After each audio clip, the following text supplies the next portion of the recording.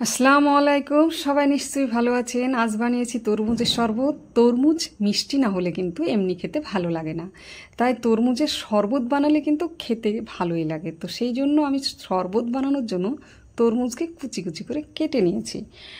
আর ইফতারিতে একটু শরবত হলে ভালো লাগে, বেল, তরমুজ, যে কোনো শরবত।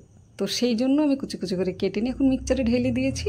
আর এখন দিলাম একটু বরফ, আর আমি একটু চিনি দিয়ে দেব, আর একটু দিয়ে দেব বিট লবণ। তাহলে তরমুজের শরবতটি আরও ভালো লাগবে খেতে, আর পেটে কোনো গণ্ডগোলও হবে না। তো আমি দিয়ে দিলাম। এখন এটাকে আমি পেস্ট করে নেব। তো আমার পেস্ট করা হয়ে গেছে। এখন দেখুন দারুণ হয়েছে শরবতটি। আর এইটা আমি গ্লাসে ঢেলে নেব। একদম লাল লাল শরবত, খেতেও খুব সুন্দর।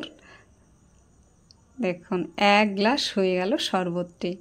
খুব সুন্দর হয়েছে শরবতটি, দেখেই মনে হচ্ছে, আর খেতে তো মনে হচ্ছে খুব সুন্দরই হবে। একবার হলেও বাড়িতে সবাই ট্রাই করে দেখবেন, আশা করি ভালো লাগবে খেতে, খারাপ লাগবে না। তরমুজ যদি মিষ্টি না হয় তাহলে অবশ্যই এভাবে বানিয়ে দেখবেন, অবশ্যই